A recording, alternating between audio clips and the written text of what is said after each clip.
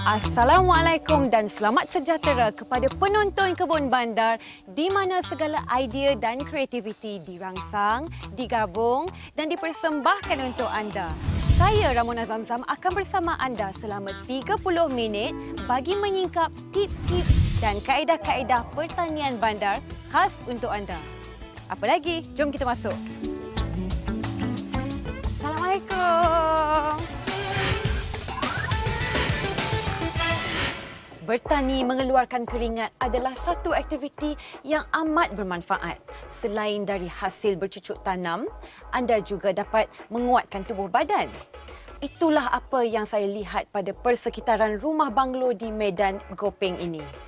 Hari ini, mari kita berkenalan dengan tetamu kita iaitu Encik Johari. Apa khabar Encik Johari? Baik, Alhamdulillah.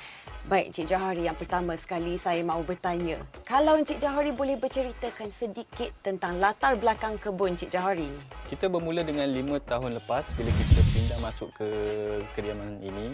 Okey. Kita mula bercucuk tanam untuk menghias halaman rumah sebenarnya. Kita tanam pokok bunga. Ya. Bila kita bertanam bunga tu, hasil tu kita tak dapat. Kita boleh tengok je. Jadi bila idea tu bila kena ada tanaman makanan. Okey, tanaman makanan ni macam herba, tanaman sayuran. Ya. Kita mula bertanam di belakang rumah. Okey. Sebab kita cuba menghasilkan edible garden. Baik, Encik Johari. Memang Encik Johari sendiri yang berminat dalam bidang pertanian ke atau ada dari keluarga yang lain? Asalnya daripada kecil saya memang suka bercucuk tanam. Baik, Encik Johari. Macam mana pula dengan idea perkebunan ni boleh tercetus ya? Idea ni tercetus bila pertama kali kita menanam di tanah. Okey. Hasil tu memang tak cantik. Saya ubah ke kaedah hidroponik. Ya. Okey. Macam itulah dia. Bila kaedah hidroponik tu mengeluarkan hasil yang baik. Okey. Jadi kita meningkatkan lagi jumlah tanaman. Okey. Supaya lagi banyak. Ya, lagi banyak. Baik Encik Johari. Boleh Ramona tanya tentang tanaman dan kaedah tanaman yang Encik Johari gunakan dalam kebun Encik Johari ni. Boleh ceritakan sedikit? Dekat kawasan rumah ni kita ada tanam tanaman buah-buahan dan sayur-sayuran. Okey, ada beberapa jenis buah-buahan yang biasa kita tanam. Antaranya adalah pokok tin, rock melon. Kaedah tanaman yang kita gunakan adalah secara buah ni banyak guna kaedah Nutriport yang besar tu. Big Mac. Okey, medium dia besar. Jadi memang sesuai untuk tanaman berbuah dan jangka panjang. Tanaman lain yang kita ada seperti sayur-sayuran. Biasa sayuran kita tanam secara kaedah kebanyakannya guna NFT, hidroponik NFT. Tapi dan juga ada juga yang guna kaedah Nutriport. Baik, kemudian saya nak tanya. Masa Encik awal-awal nak mulakan kebun ni kan, berapa kos yang Encik Johari gunakan? Dan kemudian macam mana pula dengan cara penyelenggaraan? Lepas dah mula menyelenggara pun saya pasti ada kos yang Encik gunakan juga kan? Boleh Encik Johari cerita sedikit? Okey. Mula-mula kita membina set NFT. Menggunakan kaedah NFT, kita gunakan peralatan yang mudah dapati. Ya. Okey, murah. Okey. Contoh kita guna bekas cover elektrik tu untuk buat aliran air. Jadi kos asal yang kita mulakan dulu adalah lebih kurang RM100. Okey. Itu pun kita gunakan ada setengah bahagian tu kita gunakan barangan yang terpakai. Ya. Kos penyelenggaraan lain bila musim tu dah habis, kita akan mula membeli baja dan membeli biji benih. Sebab bila kita pertama kali kita tanam, dia berjaya. Jadi kita mula beli macam-macam benih. Okey, kita cubalah macam-macam. Kita ada mula-mula salad hijau, salad merah, okey, salad bulat, jadi macam-macam. Okey, sebab salad pun ada macam-macam jenis. Jadi dia mula membeli berbagai-bagai variety untuk dicuba, untuk ditanam. Baik. Encik Johari, soalan yang terakhir untuk masa ini ya. Ramona nak tahu apakah tanaman kegemaran Encik Johari dan kaedah kegemaran Encik Johari?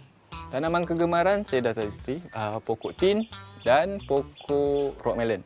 Teknik tanaman yang saya suka setakat ni, okey, kita dah ada membina set Nutripot Big Mat. Okey, kita namakan begitulah untuk produk kami. Jadi itu adalah yang paling saya suka Ya. sebab penyelenggaraannya senang. Oh. Okey, kita cuma jaga satu tangki. Lepas tu kita boleh isi air baja di dalam tangki. Kemudian dia akan mengalir ke setiap pasu. Jadi penyelenggara untuk pengairan dan pembajaan tu memang senang. Dan kemudian kita boleh tanam pelbagai tanaman.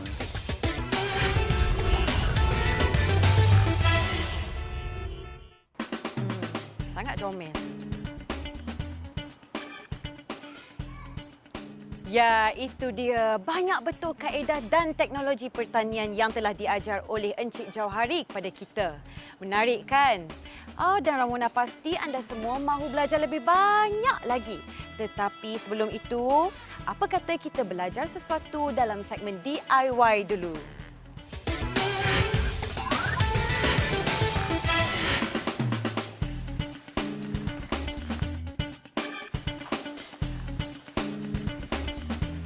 Assalamualaikum Cik Nasirun. Waalaikumsalam warahmatullahi wabarakatuh. Minta maaf kalau tunggu lama. Ramona dah jumpa dah botol-botol yang Cik Nasirun minta carikan. Betul ke tak? Cuba Cik Nasirun tengok. Botol yang Cik Ramona cari tu memang betul lah yang saya perlukan. Baiklah, memadamkan semua bahan-bahan kita dah ada. Boleh kita mula Cik Nasirun? Ya, boleh. Jadi apakah perkara pertama yang boleh kita mulakan? Okey, kita akan mulakan botol yang di atas dulu. Sebelum tu kita pakai hand tray dulu Ya, untuk tebuk lubang kan. Menggunakan mata ya, penebuk lubang. ya. Jadi tebuk lubang untuk setiap botol. Untuk setiap botol kecuali botol yang pertama yang di atas tak perlu tebuk lubang. Yang paling atas tak perlu tebuk lubang, tapi yang lain semua tebuk lubang Ya. di bahagian Di bawah. bahagian bawah botol. Bawah botol. Baik. Okey, seterusnya kita solder dah panas. Kita akan tebukkan lubang kecil kiri dan kanan botol. Ini ya. Kiri dan kanan botol. Ya. Di bahagian bawah ya. Di bahagian bawah botol. Tapi yang ini bahagian bawah sini tak ada Ini tak tebuk perlu lubang. sebab botol di atas tak perlu untuk tebuk lubang seperti ini ya. Baik. Okey. Dan Yang pertama seterusnya? kita ambil Celesti Bear. Ya. Kita buat untuk bergantungan botol dan skru. Ya. Baik. Nah itu dulu. Ada lagi ke tak? Satu lagi yang ini. Satu lagi. Ya.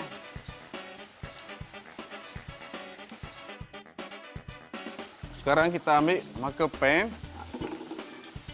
Kita tanda untuk kita buat tingkap seperti yang botol yang di bawah tu. Ini botol yang di bawah. Okey. Kena buat tingkap kecil. Tingkap kecil. Jadi tandakan. Tandakan. Ya. Ini belum ada tingkap lagi. Okey. Seterusnya? Seterusnya kita ambil pisau. Kita potong ikut tanda tadi lah. Ya. Boleh Encik Nasirun? Okey. Baik-baik ya. Pisau.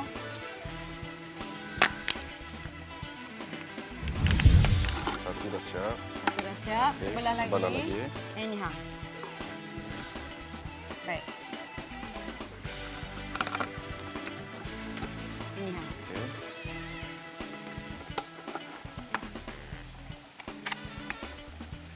Lepas tu guna screwdriver. Okey, sekarang dah siap. Ini ya. Dah siap. Dah ada tempat penyangkut dengan tingkap yang kecil. Ya. Ini botol nombor 1. Botol nombor 1. Ya. Okey, kita tebuk lubang. Tebuk lubang dekat penutup. Tebuk lubang dekat penutup. Allah. Dah. Boleh lagi? Boleh. Dan kita ambil valve tadi. Ya. Kita masukkan valve di dalam lubang yang kita tebuk tadi. Ya. Okey. Dia akan jadi begini. Di penutup botol. Okey. Ya. Kemudian Kita masuk Tutup balik. Tutup balik. kita masukkan botol. dan Sambungkan. Dan kita tutup balik dengan penutup botol tadi. Oh. Lepas tu yang seterusnya yang tingkat besar juga kan? Ya. Masuk banyak mana ya Encik Nasirun? Kita masuk lebih kurang agak-agak Suku? suku ni, suku botol ni. Tak sampai setengah tak ya? sampai setengah. Ya. Saya bawa.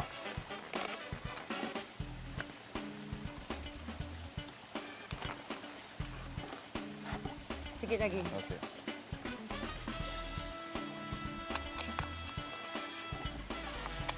Baik. Okey. Selesai? Selesai. Dan kemudian? Kemudian sebelum kita masuk biji benih, kita siram terlebih dahulu. Guna penyiram tu. Okey, guna penyiram. Kalau guna air biasa-biasa tuang dari botol ke apa boleh tak dari cawan? Boleh, tapi jangan terlalu banyak lah. Oh, jangan terlalu banyak. Oh, ini sebab nak bagi basah. Dan kita masukkan biji benih. Berapa biji boleh saya tahu tak nak masukkan? Antara 3 biji hingga ke 4 biji saja. 3 ke 4 biji. Kecil je ya. Ya, kecil. Biji sawi ni dia kecil sikit. Oh. Dah. Dah, okey. Selebihnya kita simpan. Baik, selebihnya kita simpan. Dah masukkan, lepas tu? Lepas tu kita masukkan air dalam jug. Ya. Okey. Ya. Nak tuang masuk dalam botol yang pertama? yang tuang botol yang pertama. Nak masuk banyak mana tu? Separuh botol ke? Separuh pun boleh, penuh pun boleh. Baik. Okey. Ini supaya senang apabila kita nak tinggal rumah nanti, kita boleh masukkan lebih kurang bawah pada tingkap ni lah. Dia boleh tahan dalam 2 hari setengah lebih kurang. Oh. Untuk memudahkan tinggal rumah. Jadi fungsi tingkap tu untuk masukkan air sajalah. Untuk masukkan air saja. Oh. Ha, inilah dia menara botol kita yang sudah pun siap. Baiklah, sebelum kita mengundur diri, Encik Nasirun, Ya. ada apa-apa harapan dan petua untuk diberi pada penonton di luar sana? Okey, harapan saya agar penonton di rumah dapat mempraktikkan apa yang saya telah tunjuk ajarkan pada minggu ini. Ya, itu dia. Macam mana penonton sekalian? Seronok tak segmen kali ini? Ramona suka betul lah sebab boleh buat menara botol sendiri dekat rumah. Dahlah senang, jimat kos. Ha, apa lagi? Ambil je mana-mana botol yang ada dekat rumah tu, jadikan menara botol. Selamat mencuba.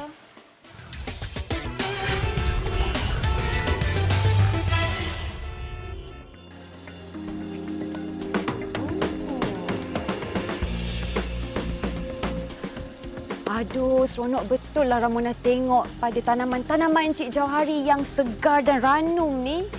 Wow, buah ada, sayur ada, bunga pun ada. Ha, cukup lengkap kan? Kalau ikutkan, Ramona tak sabar nak korek lebih banyak rahsia dari Encik Jauhari. Tapi sebelum itu, apa kata kita belajar dulu sesuatu dalam segmen Pertanian Lestari pada minggu ini. Boleh?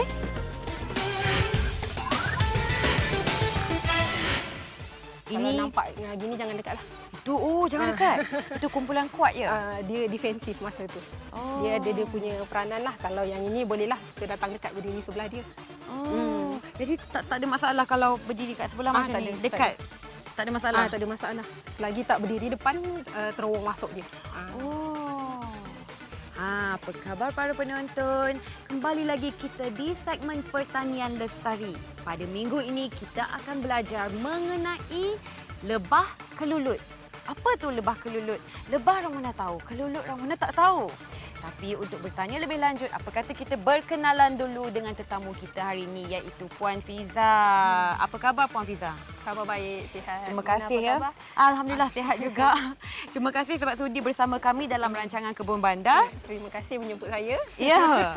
Dan kami nak minta Puan Fiza kalau boleh bercerita sedikit tentang lebah kelulut, boleh tak? Boleh, insyaAllah. Apa dia lebah kelulut tu ya? Okey, lebah kelulut ni adalah lebah tidak bersengat di dalam satu family dengan lebah madu, iaitu lebah yang bersengat, iaitu family Apidae. Ya. Lebah kelulut ni di dunia sahaja ada lebih kurang 500 spesies yang dah dikenal pasti. Tapi Ya. di Malaysia hanya 35 sahaja yang dah dikenal pasti di Malaysia. Ya. Dan hanya 2 spesies sahaja yang digunakan untuk penternakan komersial lah, iaitu Heterotrigona itama dan Geniotrigona thoracica.